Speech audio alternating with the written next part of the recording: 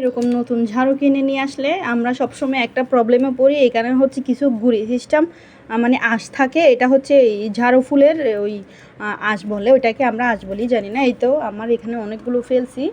তো আমি এখন দেখাবো আমি কিভাবে ফেলছি। আসলে এগুলো না ফেললে ঘরে ঘরে হয়ে যায়গা। ভীষণ একটা সমস্যা, এক ধরনের শরীরের মধ্যে গেঁথে যায় আর হচ্ছে ধুলাবালির মতো উড়াউড়ি করে। দেখছেন কতগুলো হয়েছে আমার এই ঝাড়ুটা থেকে।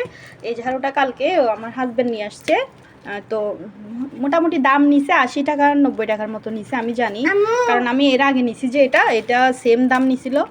বেঁধে দেয় তো ওরা একটু একটু মানে ডিজাইন করে বেঁধে দেয়, যার কারণে টাকাটা বেশি নেই।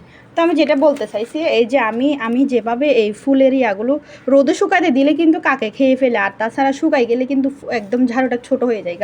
তো রোদে শুকাইতে না দিয়ে যেভাবে ঝামেলা একদম আপনারা সলভ করবেন, মানে এই ফুলের ঝুড়িগুলা ওই ধুলাবালিগুলো কীভাবে ফেলবেন একদম শর্টকাটে সেটা দেখাবো। এরকম একটা চিরুনি, যে ধরনের একটা চিরুনি হলে হবে। তো এই যে আশ্রয় আশ্রয় এইভাবে এভাবে এভাবে এভাবে করলে করলে এই যে দেখছেন পড়তেছে, এখানে অনেকগুলো পড়ছে। আসলে আমার এটা থেকে অনেক আগে নেওয়া হয়ে গেছে, আমি এতক্ষণ প্রায় 10 মিনিট ধরে করতেছি আস্তে আস্তে, যাতে ছিঁড়ে না যায় আর ধুলাবালিগুলো যাতে সুন্দর করে পড়ে যায় ঝুড়িগুলা।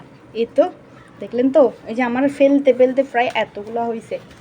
তো আমি হচ্ছে সবসময় এরকম করি, চিরুনি দিয়ে আশ্রয় আশ্রয় ফেলে দিই। তো আমার আর কোনো ঝামেলা লাগে না, নতুন ঝাড়ু আমি ইউজ করতে পারি।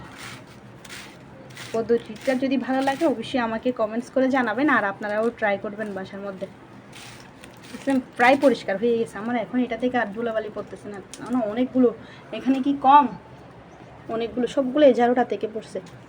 তো ধন্যবাদ সবাইকে, ভালো থাকবেন, আল্লাহ হাফেজ।